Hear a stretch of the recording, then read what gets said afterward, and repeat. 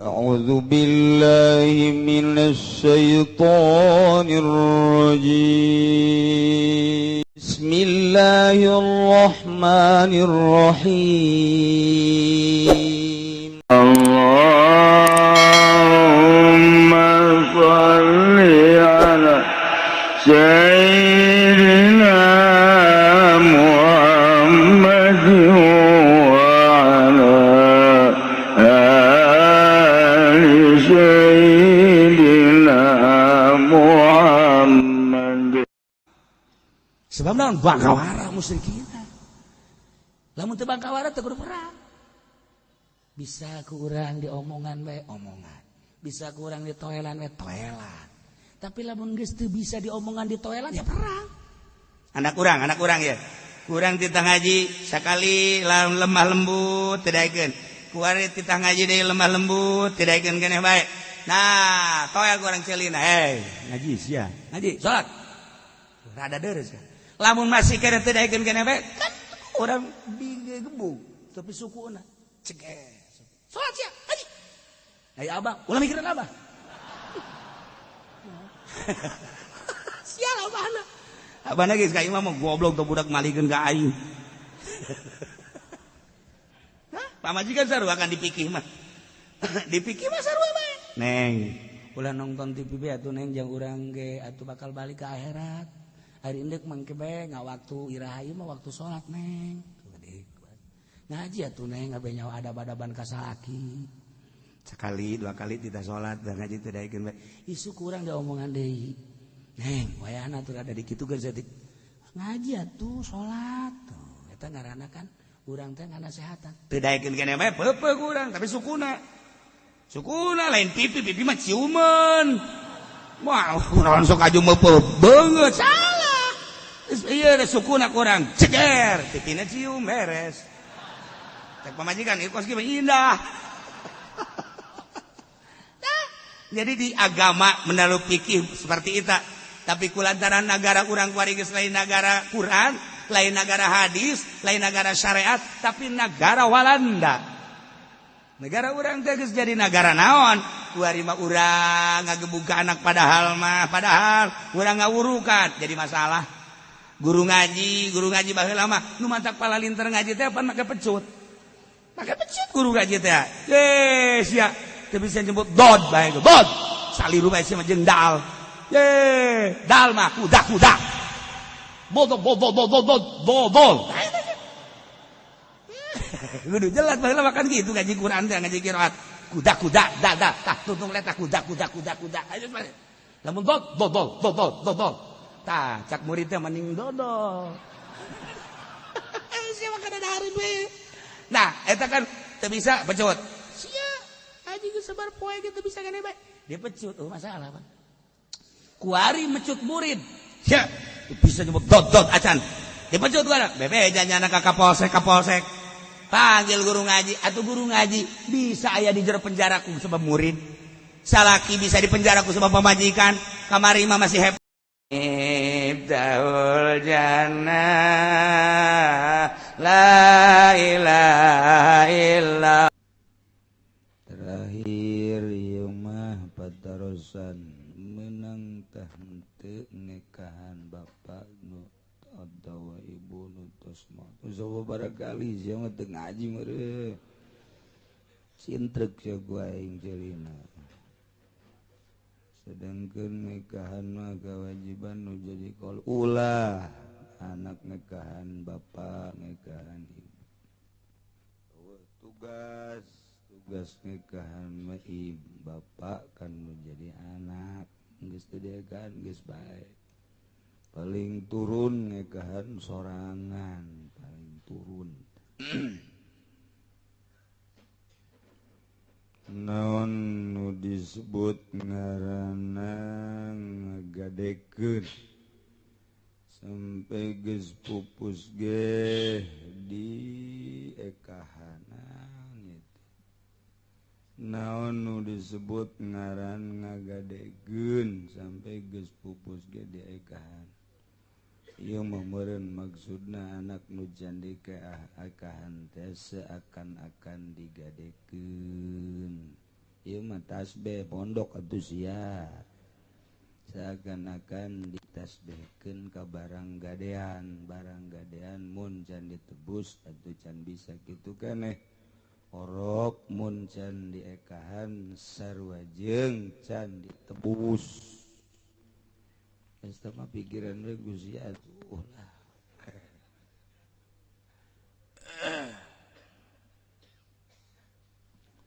jadi ngekahan mah kolot kanu jadi anak ge mun boga untuk boga mah tuh ulah sunah hukum bab lamun eta orok eta budak maot can diekahan ke di akhiratna teu bisa mapagkeun urang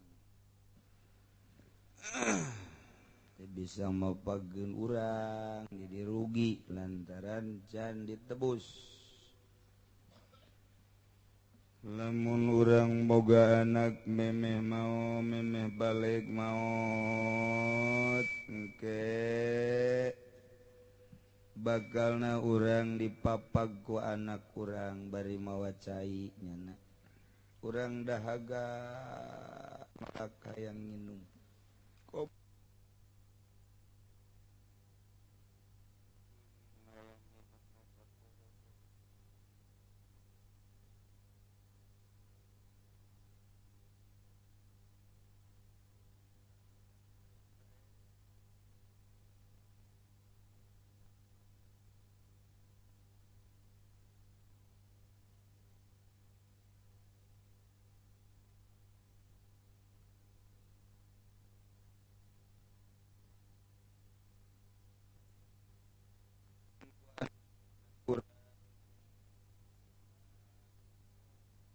bunga luar biasa kabita jelema nu henteu boga anak maot eueuh nu mapagkeun engke kabita luar biasa kuari mah urang ditinggalkeun maot ku anak nyeri komo anak dengdeuleun mata keur meujeuhna leleng ka halu lulumpatan bisa diome haju maut maningan maut tetangga ini bandingan jeung eta nyeri tapi engke mah di akhirat luar biasa bungahna bahkan sanggeusna urang dipapag kemudian urang ka sorga lawang sorga pinuh ku budak sehingga jelema teu barisa asup ka sorga lantaran ditutup ku budak-budak leutik neangan bapakna neangan indungna sanggeusna kapanggih teh diceklan bajuna dipurantengan ku eta budak dia bawa ka jero surga can asup ka jero mah budak terus bemuranteng kanu jadi indung bapana kahalangan kabeh jelema teu barisa asup lantaran lobana jelema nu rek mabudak nu rek mapagkeun indung bapana tuh untung jadina sabenerna mah asal waktu keur maot anakna ulah ceuri ulah sedih maot anak alhamdulillah ceng-celengan ya di akhirat mun bisa mah kakana ge kena bae deui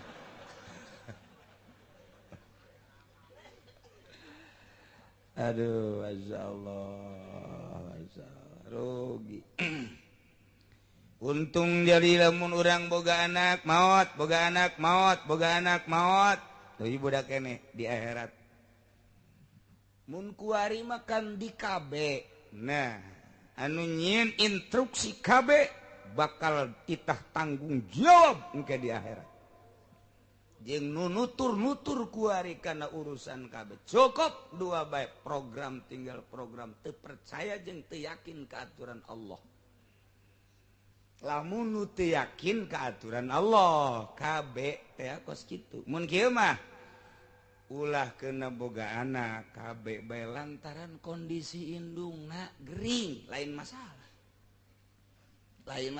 tapi lamun wah terlalu banyak rakyat Indonesia kalau tidak di KB bagaimana nanti ke depannya lapangan kerja dan makannya sia teu boga keyakinan jeung Firaun sia ka neraka teu boga keyakinan ka Gusti Allah sia genang Allah nu mere daharna ulah tama kos kitu mah tapi lamun kieu mah KB ieu mah kondisi awakna ieu aduh bahaya jasa ieu atawa kieu salakina teh aing mah sia di KB teh lintuh teuing sakumaha aing nyekelan gurubug aing teresep jasa ieu awak sia ieu bau obat ieu haram tak KB na teh haram eta KB geus kajen atuh aya sia boga anak mah di KB ngan aing izinan kawin deui oh cek pamajikan emang geus boga tuh lain geus boga jang geus kawin lagi aduh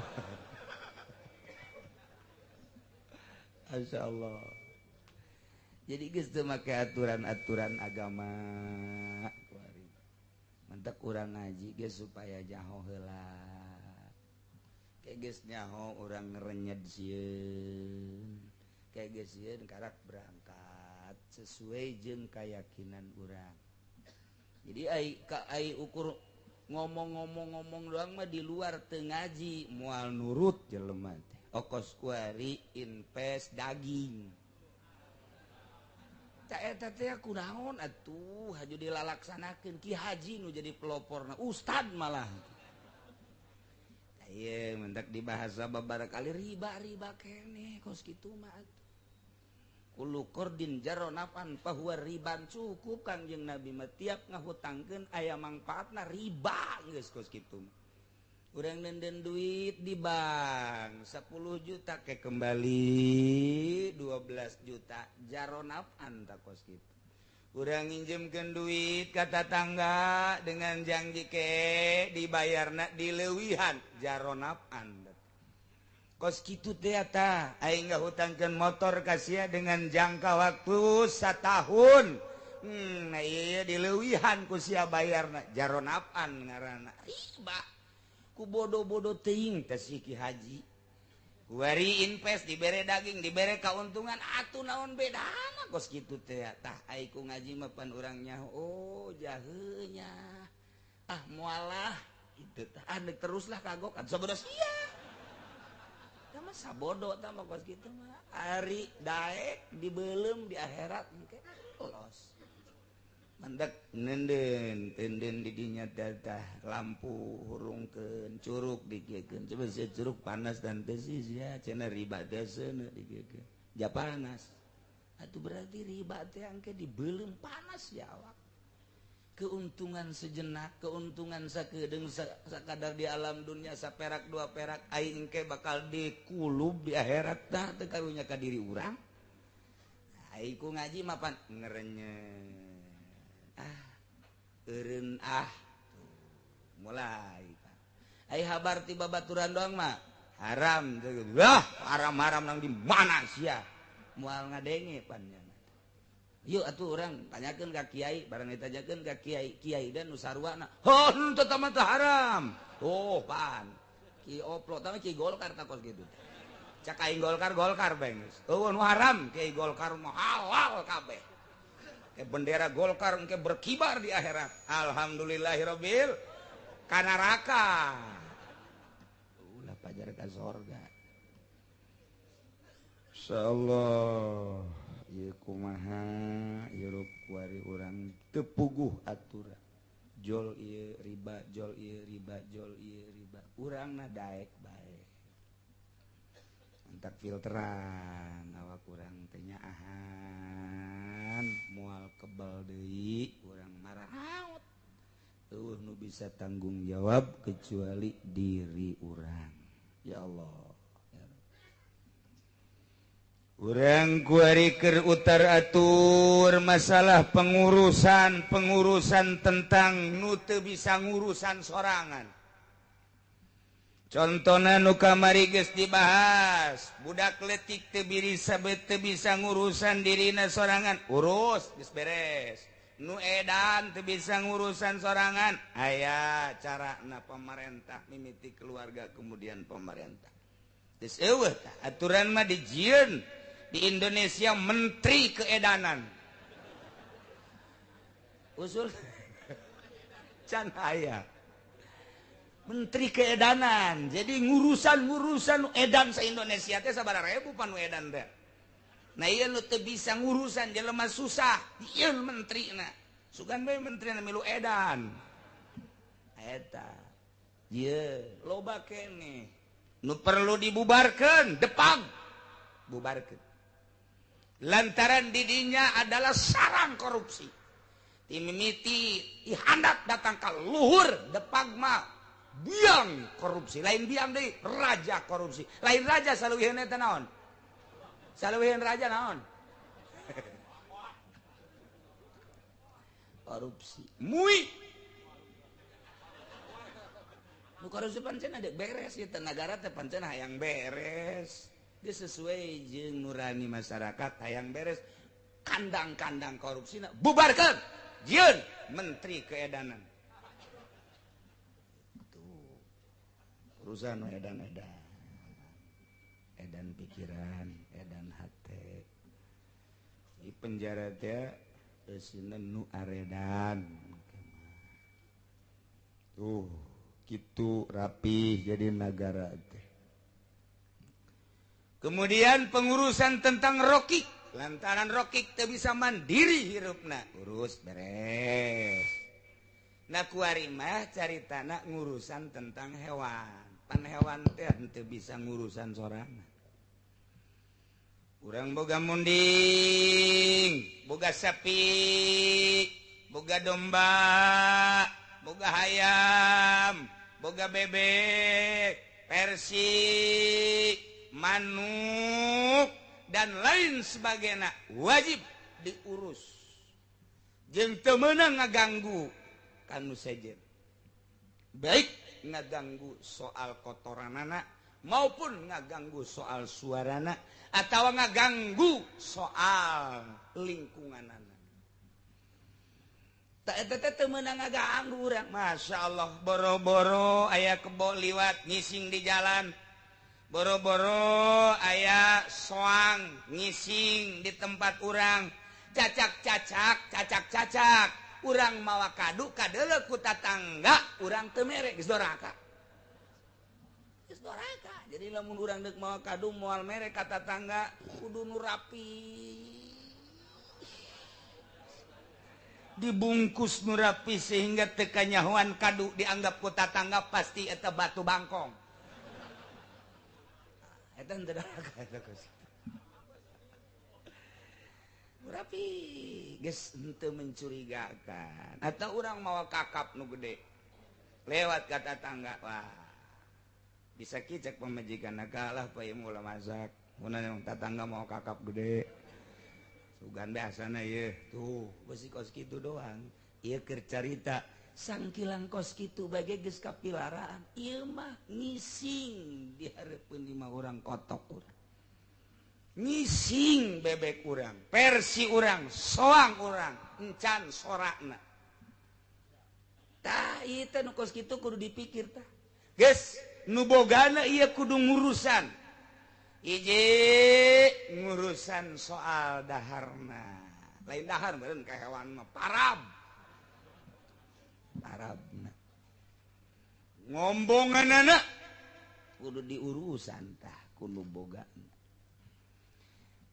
kombonganana parabna kemudian kurungna dan lain sebagainya kudu diurus nu rapi eta wajib eta kos kituna wajib dah lamun sampaikeun ka paehna na kurang parab meujeuhna jang disiksa di akhirat siksa teh ulah dikira-kira ulah naon kitu ngaranna lalawara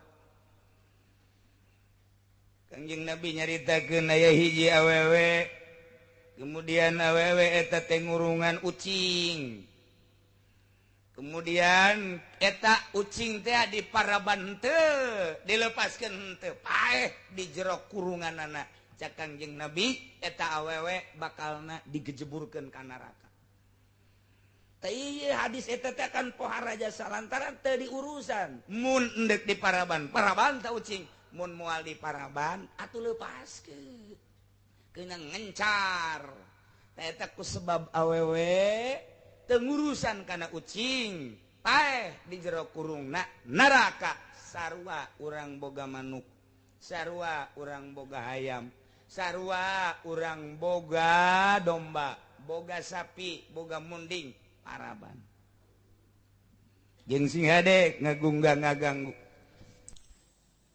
Surat Taubati ieu adalah surah Taubat ngaranna nuku urang rek diaji ieu adalah surat Taubat. Surat Taubat kaasupkeun kana Madaniyah, surat bangsa Madinah. Menurut istilah ahli tafsir aya Makkiyah aya Madaniyah. Hartina Madaniyah teh diturunkeunana sabada hijrah. Makkiyah diturunkeun ayat sameme hijrah. Adapun turuna ayat teu kudu di Madinah bae. Dek di mana kebutuhan Kangjeng ketika eta Allah nurunkeun ayat sabada hijrah berarti ngaranna surat Madaniyah. Mungkin bae Kangjeng keur di Mekah, mungkin bae Kangjeng perjalanan keur di Thaif di mana. Nu jelas misal lamun sabada hijrah Madaniyah. Lamun memeh hijrah ngaranna Makkiyah eta istilah. Ilal ayatain kecuali dua ayat benang akhiruha miatun wa salasun atau akhiruha dina akhir surat Taubat akhiruha ing dalam akhir surat Taubat jumlahna ayat 130 au ila ayatan 130 dicokot saayat berarti 129 ayat nu dua ayat eta mah dikeluarkan tina Madaniyah berarti Makkiyah. Nah ieu kasimpulanna nama surat nu ku urang erek diaji ayeuna ngaranna surat Tobat. Jumlah ayatna adalah 129 ayat. Diturunkeunana adalah sabada hijrah disebut Madaniyah. Bahkan walam tuktab bihal basmalah teh ditulis bismillah sebab li'annahu kana sanyana Kangjeng Nabi Muhammad sallallahu alaihi wasallam lam ya'mur teu marentah atawa teu diparentah ditanuliskeun bismillah. Lam ya'mur teu marentah Kangjeng Nabi nuliskeun basmalah. Wayang teh perintah ti Kangjeng Nabi bismillahan. Hukum mun ku urang di bismillah makruh. Jadi urang maca surat ieu mah ulah maca bismillah. Langsung bae A'udzu billahi minasyaitonir rajim. Bara'atun minallahi wa rasulihi ilal ladzina 'ahadtum minal musyrikin. Ulah bismillah. Mun bismillah urang makruh. Kama yukhadhu min haditsin rawahul hakim. Sakumaha dipaham tina hadis nu diriwayatkeun ku Hakim. Wa akhraja Imam Hakim geus ngaluarkeun tina mana hadis ti Sayyidina Ali. Kieu nu mantak ieu surat tadi bismillahan riwayat Hakim ti Sayyidina Ali mah kieu anal basmalah amanun sanyana bismillah makan keamanan urang hartikeun enggak Bismillahirrahmanirrahim kalawan nyebut jenengan Allah Allah teh Ar-Rahman Maha Asih Ar-Rahman Maha Deudeuh Ar-Rahman Maha Karunya Ar-Rahim Maha sangat deudeuh sangat karunya tuh kan jadi maknana teh deudeuh jeung nyaah ai deudeuh jeung nyaah mah pan aman ka urang nginaheun perasaan urang boga kolotnya deudeuh jeung nyaah ka urang aduh nikmat jasa urang boga kolot kos kieu urang boga urang jadi awewe boga salakina dedeh jeung nya masyaallah geus lamun awewe boga salakina dedeh jeung nya kanu jadi pamajikan wah nikmat dunia milik kita berdua masyaallah. Tapi ketika nyen gara-gara be pamajikan anak lalaki mah haju kieu bae ngomongna dunia tas daun kelor sial buaya darat bakos gitu. Tah ya urang jadi salaki kemudian pamajikan dedeh jeung nya ka urang nikmat nu mantak dina Al-Qur'an dijelaskeun ge naon gitu ngaranna wa min ayatihi an khalaqalakum min anfusikum azwajan litaskunu ilaiha wa ja'ala bainakum mawaddatan wa rahmah tidituna litaskunu supaya tentram ulah aya nanaon konsepna mawaddah warahmah dedehnya salaki boga dedeh jeung nya ka pamajikan ya Allah ya Rabb boga duit seetik neng ye duit aya 10 juta kadenya tah ieu nu di dieu disimpenna beusi neng boga perlu mangga bae teu kudu bebeja ka kakak sok bae sokot pamajikan ge seri gede seri gede atuh kos kitu mah aja pamajikanana ge boga mawadah warahmah ka atuh ngaranna ge rumah tangga ieu kadang-kadang kakak geukeun teu boga deuk besi kakak teu kaya ngarokok mereka yang naon tah duit kula di dieu geus teu kudu bebeja deui ka kula duit kula duit kakak duit kula masyaallah karim eta nikmatnya eta hirup ngari silih dedeh silih geuing ngeunaheun iyalah mawaddah warahmah kadituna eta litaskunu sakinah imapan lain kitu pan duit uruk urang di kakawak bae teu nyahoan pamajikan di kakawak bae salaki teu nyaho kita hirup saimah reujeng teu nyahoan duit pamajikan sabaraha duit salaki sabaraha teu nyahoan geus nafsi pokona mah nyana mah kapanggih teh parduna bae eta ieu tangga teu beres kos kitu teu beres neng ieu nyata kakak boga perusahaan ieu tah nya duit nu aya di bank teh sakieu besi bae ngaranna ge imah tangga atuh kakak umur aya geus kanyahoan maku neng tah rekening-rekeningna lah tuh jaga kakak mah sapira jang ibadah cekel bae geus ku neng kulah kakak mah geus teu kudu nyekel-nyekel dunia dedek jeung ka Allah beuh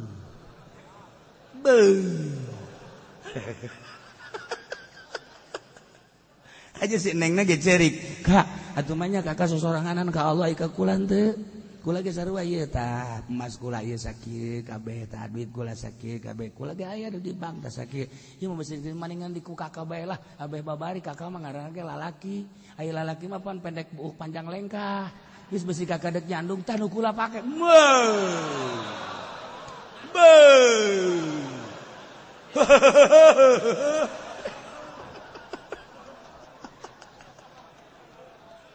ieu mawadah warahmah ngaranna eta kos gitu cek awet ya lah kiai mah kos gitu tadi geus ngeunaheun atuh ieu mawaddah warahmah teh kos gitu saling mengetahui ieu mah pan eta sok didongengkeun ku Gus Fudoli teh ai pamajikan ieu saya duit 500 bebeja duit 1000 ka baju kakak di seuseuh ku kula aya duitan 1000 tadi teh beuh cek salakina jujur amat si pamajikan parah menang mah 2 poe geus deui aya deui 10.000 bebeja keuneu ka calana di seuseuh duitan 10.000 tah katah beuh geus dipoe ku kula geus dibogan beuh jujur amat menang bae 2 minggu geus deui baju salaki aya duitan 1 juta teu bebeja sial teh Ki Fudoli boga dongeng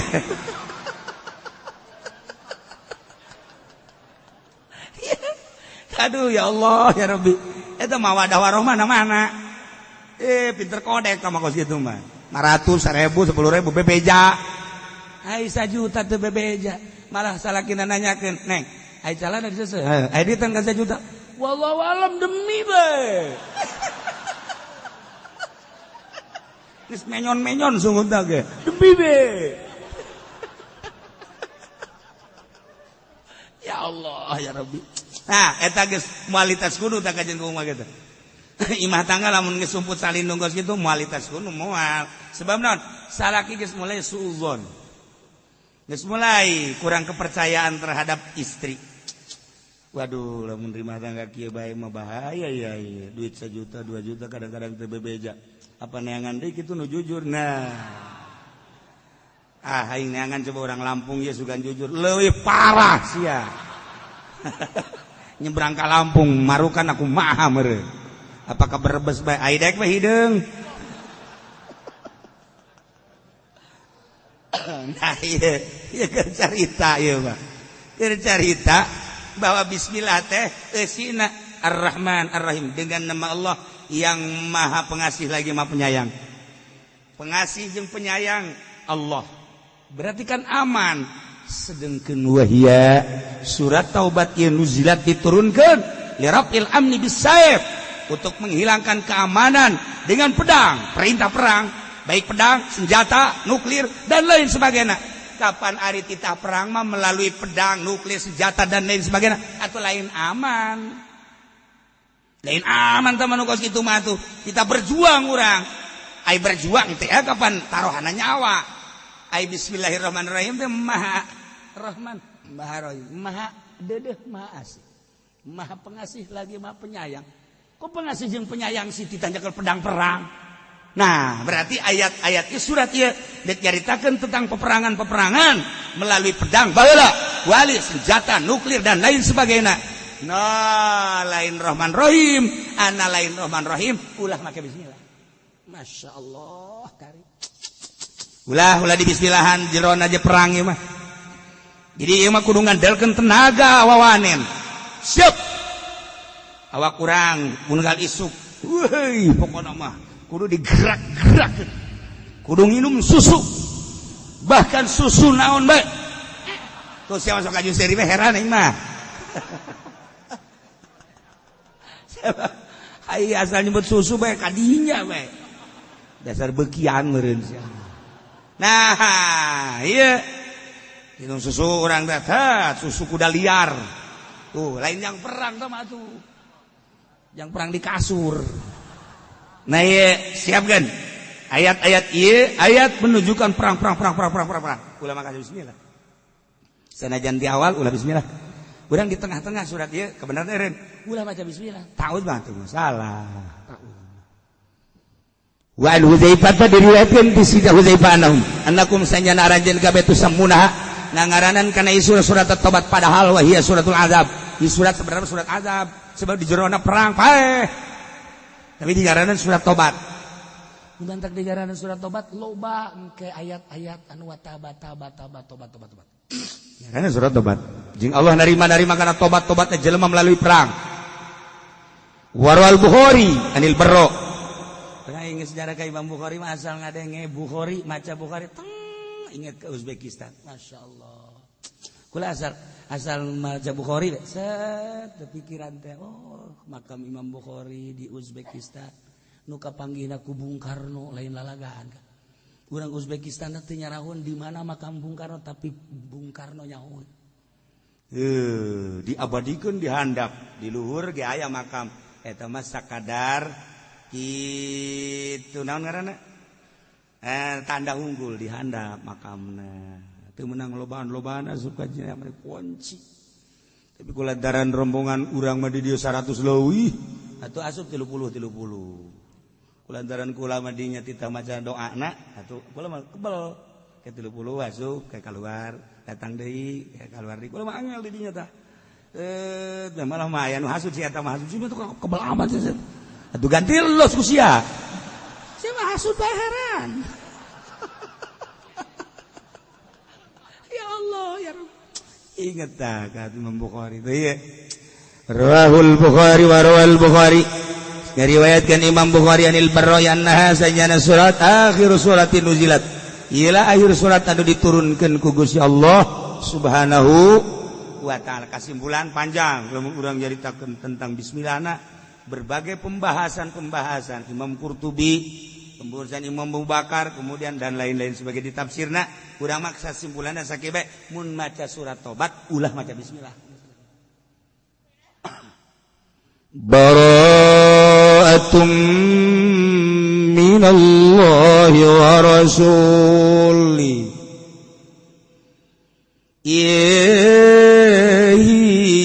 baro'ah, tanda pelepasan, putusan hubungan, pemutusan hubungan antara mukminin jeung kafirin.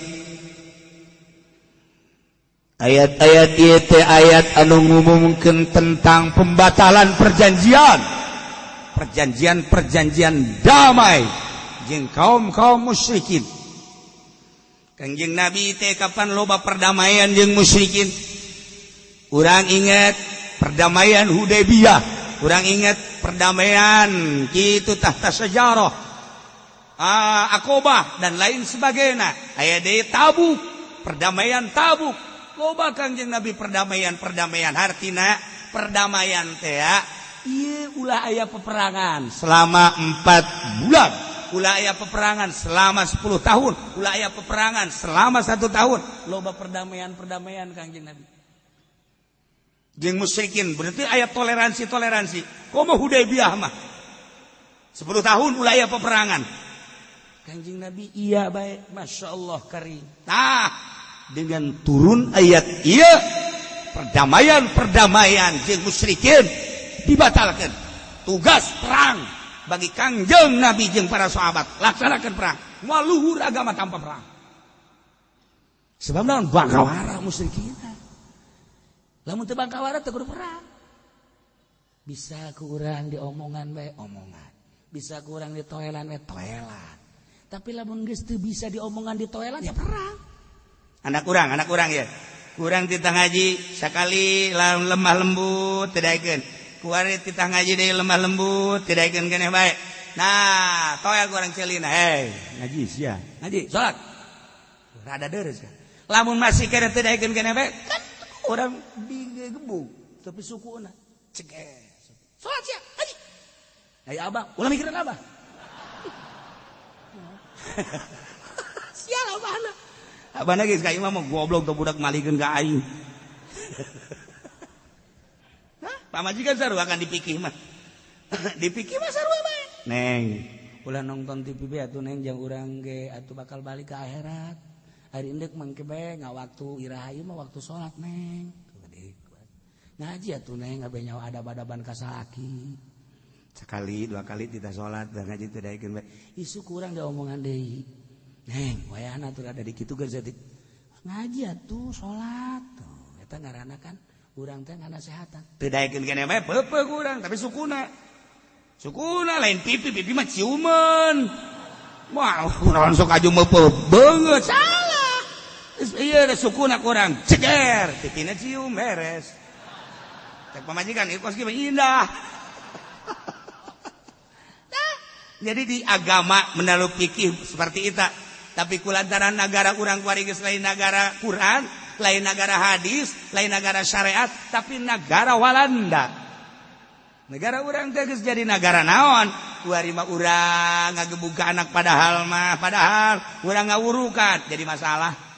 Guru ngaji baheula mah nu mantak palalinter ngaji teh pan make pecut. Make pecut guru ngaji teh. Sia teu bisa nyebut dod bae, dod. Saliru bae sia mah jeung dal. Dal mah kuda. Bol. Kudu jelas baheula makan gitu ngaji Quran teh ngaji qiraat. Kuda da tah tuntung leta kuda. Ayo lamun dol. Tah cak murid teh mending dodol. Sia mah kada dahareun we. Nah, eta kan teu bisa pecut. Sia aji geus sabar poe ge teu bisa keneh bae. Dia pecut, masalah Pak. Kuari mecut murid. Ya, bisa nyebut dot acan. Dipecut gua. Bebe janjana ka kapolsek. Panggil guru ngaji atau guru ngaji bisa aya di jero penjara ku sebab murid. Salaki bisa di penjara ku sebab pamajikan. Kamari mah masih happy-happyan kene sayang isuk aya di penjara ku nyana. Teu etis sebenarnya mah ieu make negara kos kieu. Iya tuh urang kitu kapan? Naon kitu ngaranna nganasehatan pamajikan melalui pikir teh model kos kitu. Kuari sabaraha ratus manusia salaki di penjara gara-gara ku pamajikan di penjara ku salakina ngan sakadar jiwit doa ngan sakadar ngeplak doa.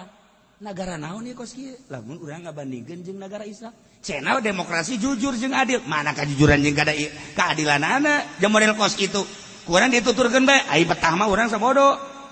Tapi kan negara urang geus kos kieu atuh mangga nyanggakeun sadaya-daya. Ieu mah urang mun ngabahas agama seperti kieu ngeunaheun kan. Jelema teh moal anu bodoh sebab naon? Anak sieun kan. Geus ditakol deui ku bapak.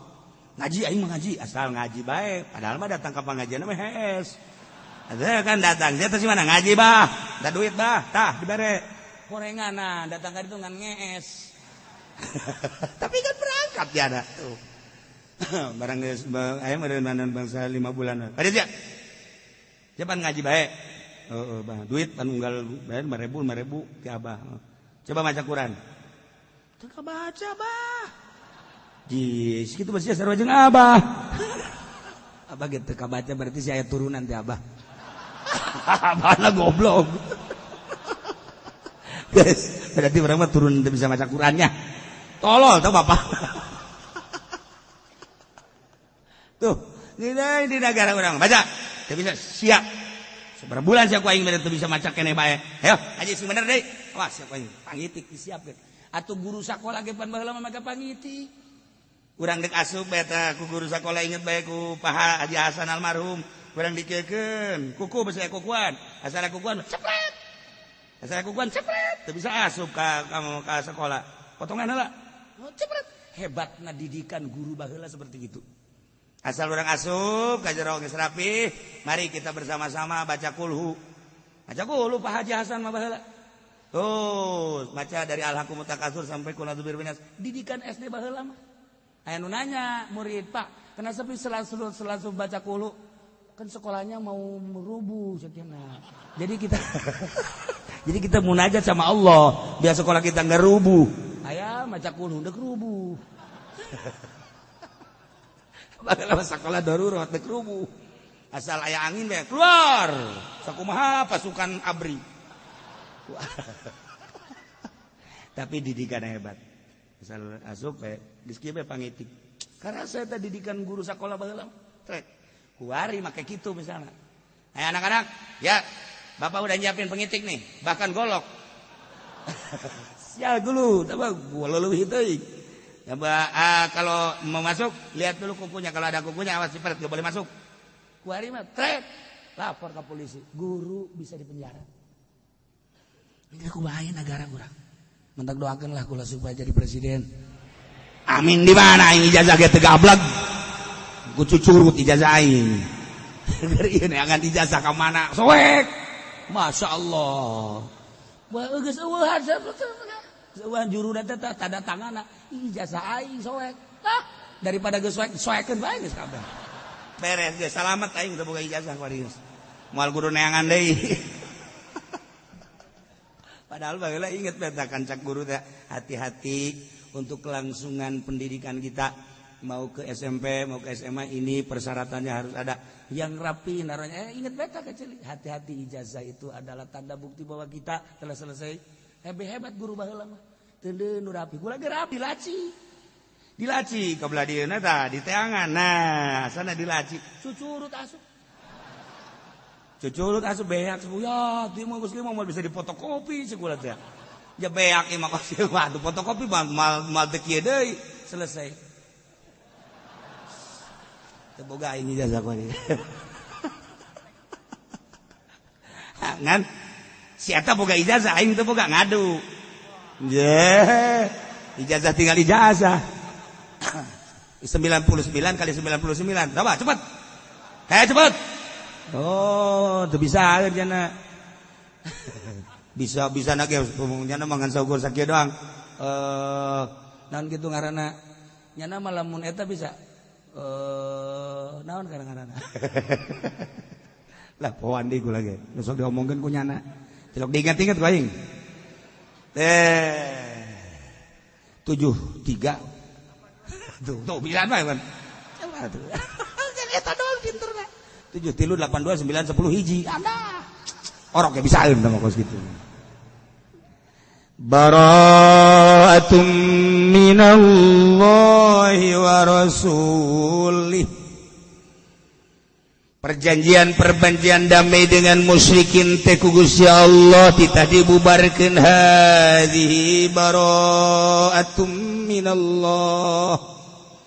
itu sebagai pembubaran perjanjian di Allah jeung Rasul Allah anu nembus nuluy ilal ladzina ahadtum minal musyrikin ka jelema-jelema anu anjeun wahai Muhammad para sahabat memberikan perjanjian terhadap musyrikin. Dan mutlakon apakah janji secara mutlak tanpa aya kaid-kaid duna arba'ati asyurin atau di bawah 4 bulan atau 4 bulan atau pokoknya atau lebih daripada 4 bulan setahun 10 tahun dan lain sebagainya bubarkan perjanjian damai tersebut perang. Masya Allah tugas Kanjeng Nabi untuk menyebarkan agama ulah cicingin Muhammad jelema dubang kawara perangan bodoh ya Allah ya Rabb ayana perjanjian damai eta teh anu sabenerna mati awal ge lain sakadar damai supaya asup Islam para musyrikin damai heula 4 bulan selama 4 bulan sahanu nyaho lantaran kekuatan mukminin luar biasa selama damai 4 bulan nyana engke boga pemikiran aing sieun ka mukmin asup Islam lah nu mantak didamaikeun seperti eta damai 1 tahun nu mantak didamaikeun 1 tahun teh maksudna kekuatan mukmin luar biasa engke kafirin musyrikin teh ya mikir aing daripada perang nyawa selama 1 tahun berbondong-bondong asup Islam diharapkeun seperti eta lain damai kemudian cara kuari urang saling ieu kan teu beres damai kos ieu mah damai ieu masjid ieu gereja ieu masjid damai urang babarengan bae atuh ibadah teh maneh mah jak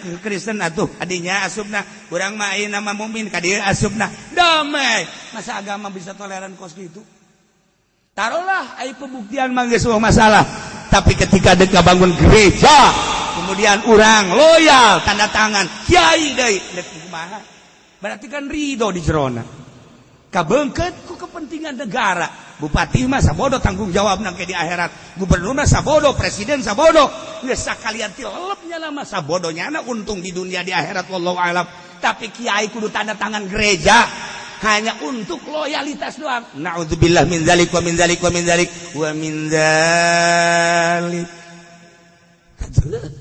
itu kumaha coba kiai sahat tanda tanganna kiai di organisasi geus jelas secara praktis emang kitu dukungan anak di luar organisasi praktis atuh loba nu geus maot emang teu bebeja ka kula di Tangerang sababaraha kiai pemanggeunan gereja kumaha menurut kiai musyawarah jeung kula cek kula mau diajak musyawarah kos kitu benci kula mah ka kos kitu geus embung ulah diajak musyawarah kiai bae ka ditu kiai nu boga duit kiai nu dibere duit kiai henteu cenah kieu mun bagi dua wallahi mun bagi dua mah nah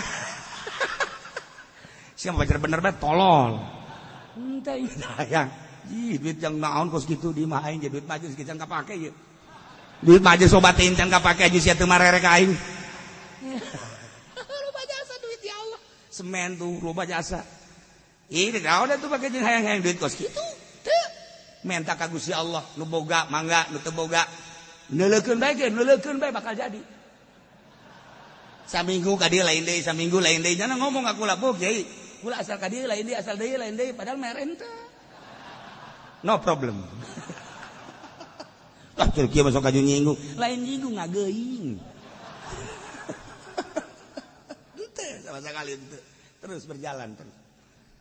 terus berjalan insyaallah jadi nah iya di negara orang model kos kieu emang kos kieu nagara nyanggakeun tapi ketika orang nyaritakeun perjuangan Kanjeng Nabi teh aya loyal anu tadina aya loyal ti Kanjeng Nabi perdamaian 4 bulan kurang lebih mungkin setahun 10 tahun dina perdamaian Tabuk Hudaybiyah Aqabah dan lain sebagainya tetapi Gusti Allah negor dengan cara model kos itu agama waluhur Muhammad tegakkeun agama sategak-tegakna nasehatan ku ucapan toelan ku leungeun hajar ku pedang eta kan lain lalagaan konsep kuari di negara urang Islam nu matak melempem kumaha iya kieu urang diseret terus ku Kristen seret terus ku Yahudi akibatna kan kos kieu lantaran bentuk negarana lain negara Islam negara demokrasi ya kos kieu lah tapi memang urang geus menyetujui nu penting urang masing-masing bergerak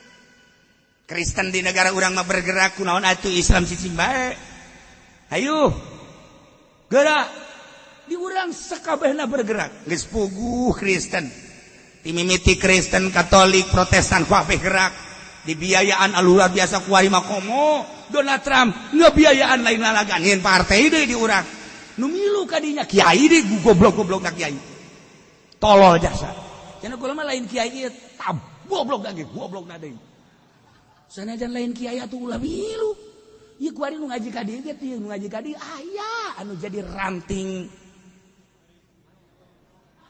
tuh siapa nyaraho jasa siata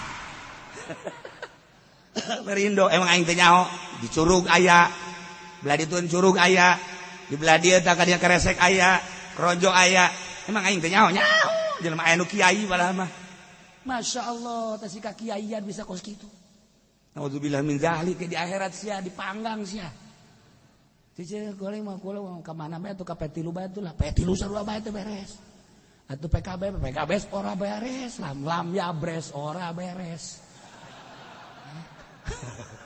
atuh cenah ieu bae geus ka dieu mah ka PDIB waduh PDIB mah lama ya bres sawa-sawa atuh ka urang kumaha atuh ieu mah geus bae urang mah ulah milu-milu kos kitu nagara mungkin mah acak-acakan urang teu milu mah urang milu ge acak-acakan kumaha teu milu engke na kumaha cenah ulah mikiran engke sia geus datang ka mana wauh jeung Allah sakitu bae urang mah mending metak wauhkeun diri ka Gusti Allah sakitu sebab urang ancur didinya lain negara lain ngabagusan endahan urang ka bawa jore pikir atuh ku otak tah ulah jadi otak budang tolol Masya Allah emang kiai tilok milih aya pemilihan umum atuh sia kunaon nanyakeun ka aing nu dibere duit aing nu milih atuh kumaha aing bae tah mah mun gede atuh aing mah milih mun teu atuh henteu tuh si mah eueuh cenah dasar hayang dibere burung geus ngaeudehan ti heula mending dirantai bae kitu sia eta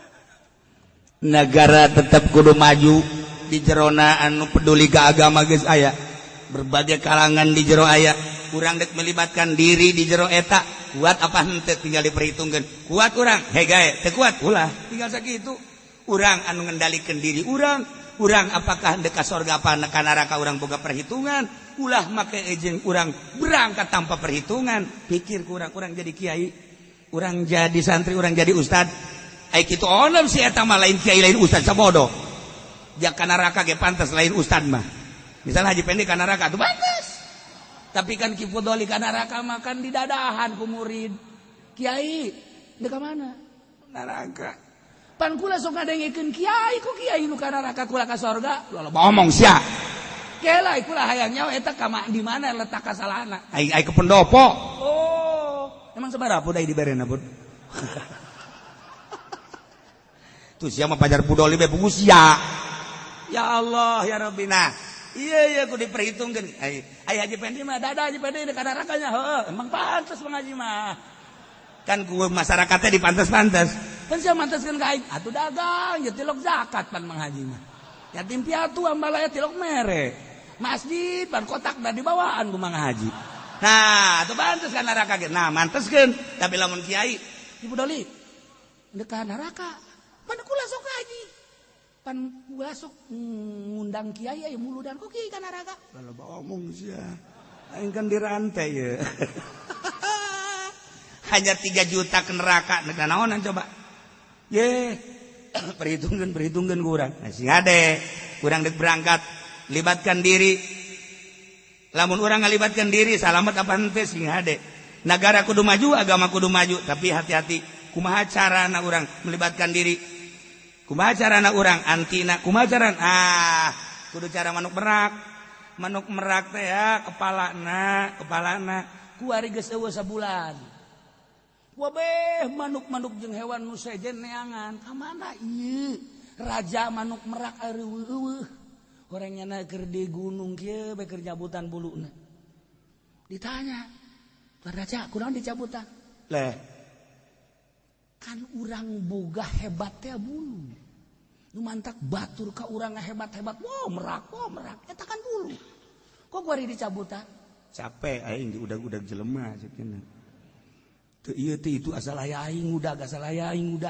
anu ngalem bae anu newak bae anu macem-macem anu neuk ngurungan aing cenah teh geus aing mah butuhna hirup bae geus bulu ku aing neuk diajur-ajurkeun geus cabutan nya diulah-ulah ge tetep cabutan geus gundil cak nu sejen itu tuh kuari mah teu kanyawan hebatna ieu lah nu dimaksud ku aing maksud raja naon ieu nu mantak kayak gundil kieu nu penting aing hirup weuh jeung Allah lamun loba bulu jelema ngudag-udag aing bae tah ieu jelema nu diudag-udag teh kan aya buluan kiai diudag buluna lain kiaina kori diudag buluna jasi eta mah unu ngudag lantaran buluan gundil sanu ngudag atuh sora jore makrot jore ngaji teu becus ngitung bodoh atuh sanu ngudag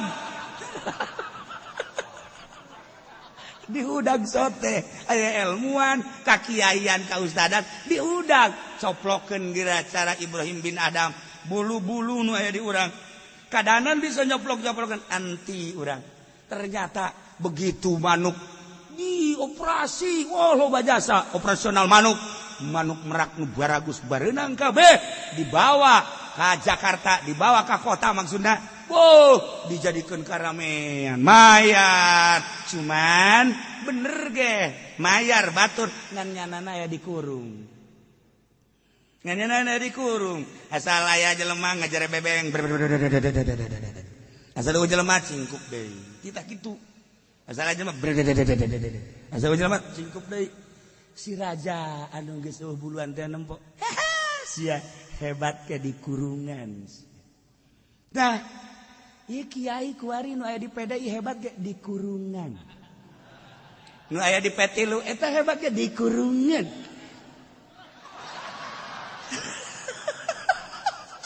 anu di luar teh nyahoeun nah nu mantak ge ngajina ulah di luar teh nyahoeun di jero ge anu tungkul bae mah teh nyahoeun ya kiai-kiai, profesor, doktor, kiai anu, deres sama emang paranti di kurungan. Iya kiai salapiah kuari di kurungan. Masya Allah, naudzubillah min dzalik wa min dzalik. Asal aja jelema ngajare bebeng, asal eueuh kieu, asal dibayar ngajare bebeng, asal eueuh kieu. Ya. Mendingan urang cabutan bulu. Wauhkeun jeung Gusti Allah. Masya Allah karim. Urang perang teu wayah, dina perang nage urang mah teu bisa. Mendingan urang memerangan hawa nafsu bara'atum minallah wa rasulih ilal ladina ahadtum minal musyrikin fasihu wallah